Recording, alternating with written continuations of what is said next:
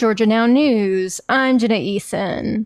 As Georgia becomes a popular spot for data centers, local communities are finding ways to limit their expansion. Atlanta City Council member Kelsey Bond recently introduced legislation to create a task force to study the impacts of data centers on water, energy, and health in an effort to fight back against the technology giants. Just because there's so many quickly moving parts, and I think a lot of legislators haven't been able to take the time and sit down to fully understand what data centers are, how they work, or how they impact our communities. Georgia has 230 data centers across the state, making it the sixth most in the country.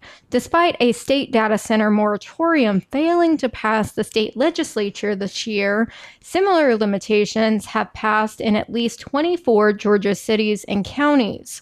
Telfair County has a population of about 12,000 people, and County Commissioner Dakia Bradshaw says her little community is concerned about the data center boom. I've been trying to push for a moratorium as well because I don't want a data center to come in. We already have water issues. Our water quality is not the best. So if a data center came in, that would be detrimental to our aquifers here. U.S. Senator Raphael Warnock recently requested the Environmental Protection Agency to issue guidance to local communities regarding protecting water supplies amid data center expansion.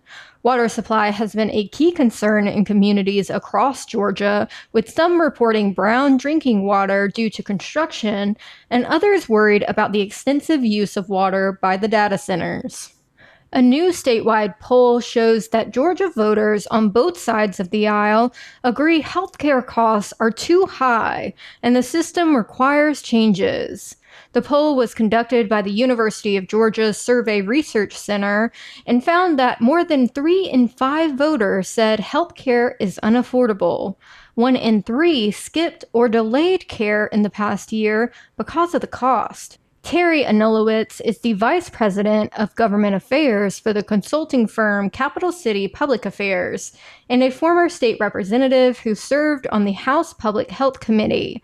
She says the findings should be a wake-up call for politicians. Healthcare costs are a massive concern. And when you're looking outside of the metro areas, Atlanta, Augusta, Columbus, Savannah, you've got a large part of this state where people don't feel like they can access the care that they need. Trey Hood is a professor of political science and director of the Survey Research Center at UGA.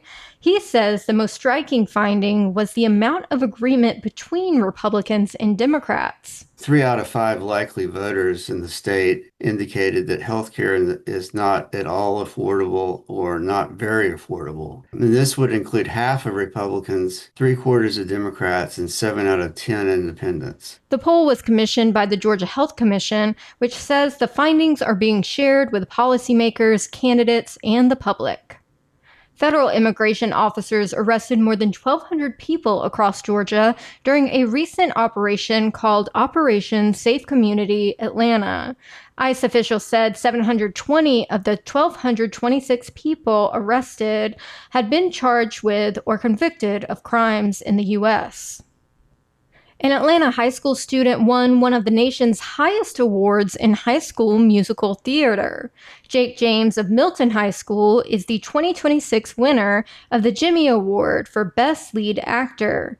The Jimmy Awards are officially known as the National High School Musical Theater Awards and recognize exceptional student performances across the country. The Georgia Chamber Foundation partnered with the U.S. Chamber of Commerce Foundation to bring a small business workshop to Macon, Georgia. The workshop aims to teach small businesses practical AI skills. Attendees learned basic skills around best practices, tools to boost efficiency, and how to use AI to increase business growth opportunities. That's what's happening in Georgia now. For news anytime, check out our website at heargeorgianow.com.